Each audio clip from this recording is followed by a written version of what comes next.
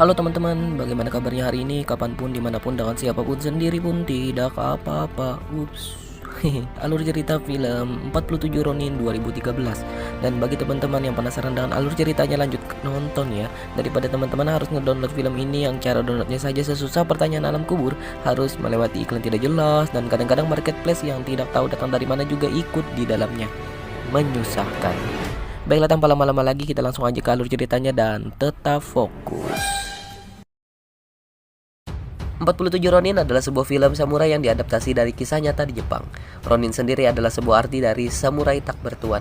Di Jepang, setiap tanggal 14 Desember diperingati sebagai Hari 47 Ronin.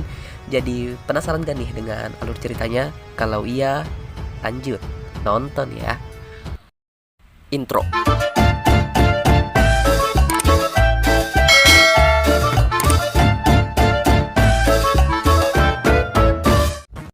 Adegan diawali dengan ditemukannya seorang anak yang terlihat sedang pingsan. Namun setelah didekati, ternyata dia bangun. Tapi bohong. Dia kembali pingsan. Apa sih? Oishi! Usut punya usut, ternyata ia baru saja lari dari sebuah hutan yang mana di sini aneh buka saja lebih awal bahwa anak ini adalah keturunan Amerika Jepang yang diasuh oleh iblis di hutan bernama Tengu, dan di sini ia melarikan diri. Sebenarnya di tengah film adegan ini akan diceritakan juga, tapi takut gak dimasukin dalam skrip aja.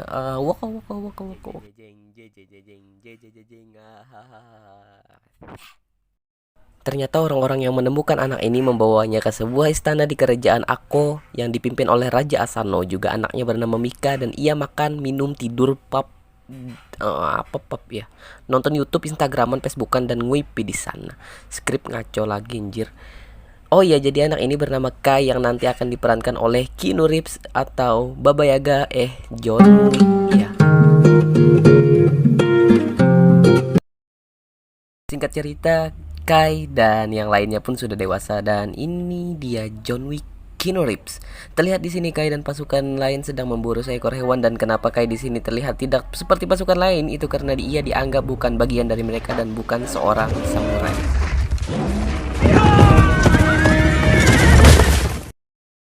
Walhasil hewan tersebut dapat dibunuh oleh Kai, namun karena Kai membunuh dengan pedang milik Yasuno, Raja Asano pun menganggap bahwa yang membunuh hewan tersebut adalah Yasuno, bukan Kai. Dan ternyata tanduk hewan hasil buruan tersebut akan dipersembahkan kepada ketua pemerintah Shogun. Shogun semakin di depan. Apa sih?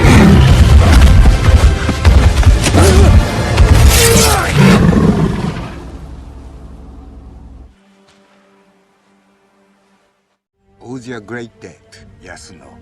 Welcome the Shogun without fear.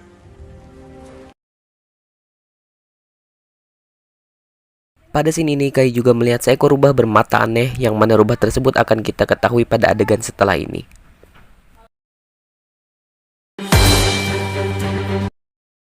Lanjut, Shogun pun tiba di istana kerajaan Akko dan disambut meriah oleh Raja Asano.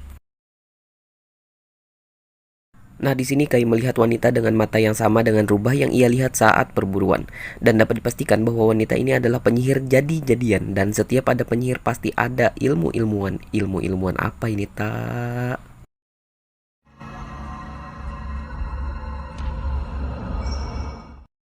Sebenarnya Kai telah memberitahu Oishi, ini dia.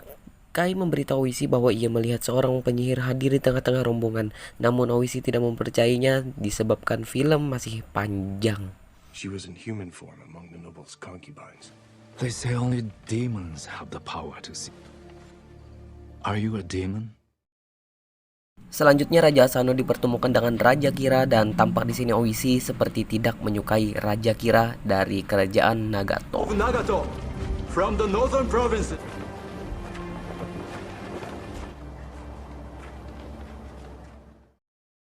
Pada kerajaan Akko akan dilaksanakan sebuah turnamen yang disaksikan langsung oleh Shogun, sang pemimpin dari semua kerajaan, dan Yasuno lah yang akan menjadi perwakilan dari Akko. Namun di sini Yasuno terkena sihir oleh rubah yang tadi kita lihat di awal dan membuatnya seperti orang mabuk. Sedangkan perwakilan dari Raja Kira tampak seperti robot dengan badan yang tinggi dan besar.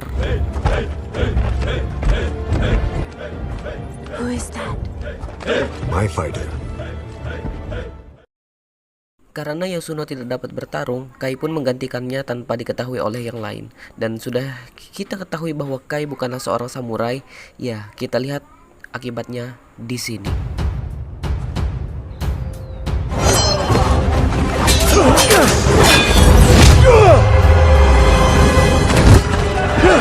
Stop! I'm not a samurai. Strip him of his armor.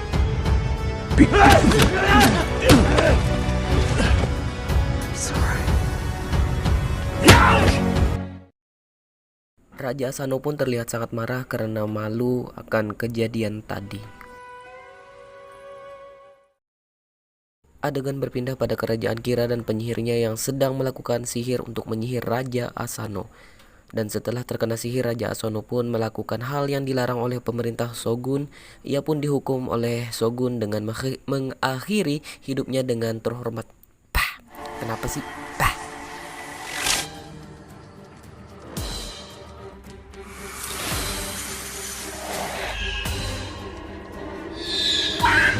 Mika!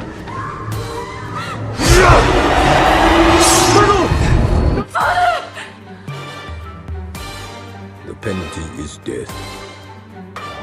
And the honor of your house through seppuku. Hari hukuman telah tiba. Tampak Raja Asano sudah siap untuk melakukan seppuku atau bunuh diri dengan tangannya sendiri, dan ia juga meminta agar Oishi melakukan pemenggalan kepalanya.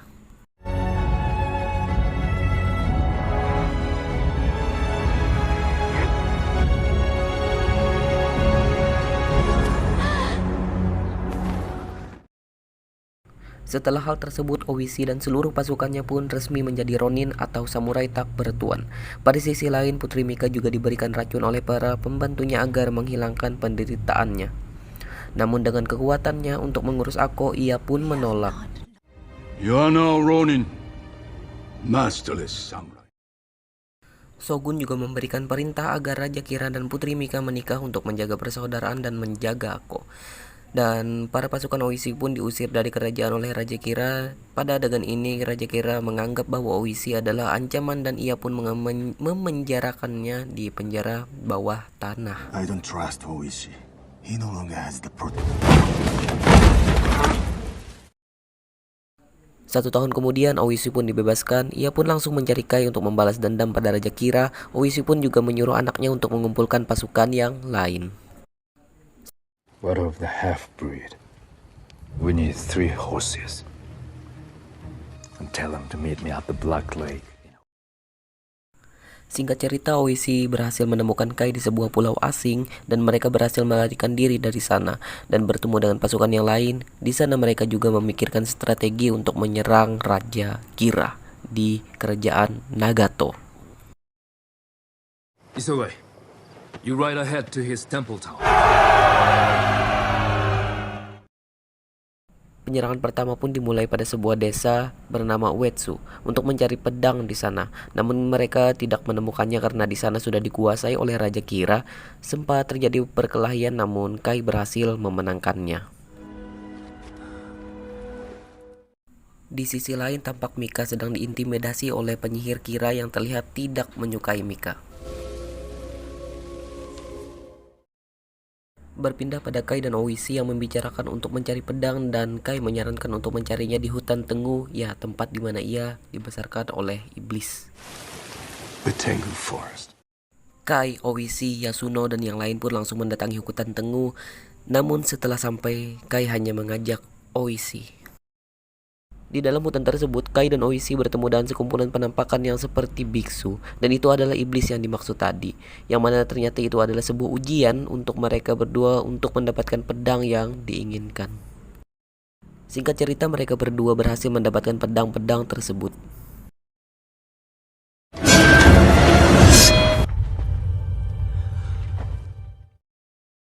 Para pasukan Oishi kembali melakukan penyerangan ke Raja Kira. Namun di sini mereka gagal karena tadi salah satu pasukan Oishi yang ditugaskan untuk mencari informasi tentang Kira ternyata sudah disihir.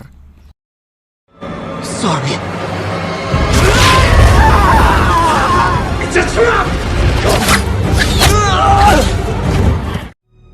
It belonged to Oishi. Karena kegagalan itu banyak pasukan Oishi yang tewas dan itu membuat Oishi sangat terpukul dan marah. It would have been with honor. Selanjutnya terjadilah sebuah ikrar perjanjian yang dimana ikrar tersebut berisi sumpah setia pasukan Oishi untuk membalas dendam Raja Asano dan mereka semua berjumlah 47 orang Ronin, termasuk Kai. None of us knows how.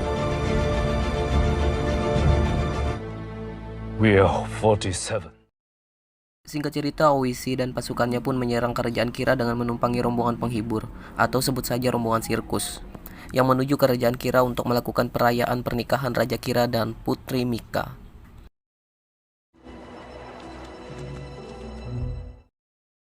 Pertempuran epik pun terjadi, di mana 47 Ronin melawan ratusan pasukan kerajaan Kira.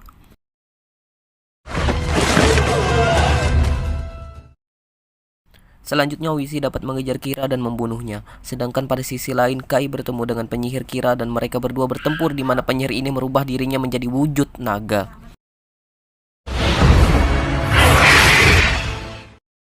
Sempat terpojok, akhirnya Kai mampu mengalahkan penyihir tersebut dengan kekuatan iblis yang ia miliki.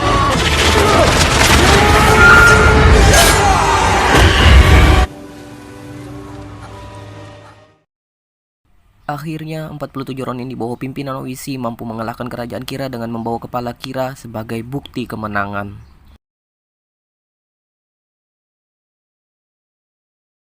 Dan setelah itu mereka dihukum mati oleh Shogun dengan melakukan bunuh diri secara terhormat seperti raja mereka, dan itu diberikan Shogun karena menghormati keberanian 47 Ronin. Tamat. Menurut Ane secara keseluruhan film ini sangat bagus, namun dalam versi aslinya kejadiannya tidak 100% sama dengan yang diceritakan di film. Teman-teman bisa baca sendiri di artikel, tapi karena film ini diadaptasi dari kisah nyata dan menampilkan alur cerita yang sangat bagus, maka kembali lagi menurut Ane, ini salah satu film terbaik yang diperankan oleh Keanu Reeves. Jangan lupa ya, subscribe. Ingat, tinggal dipencet doang loh.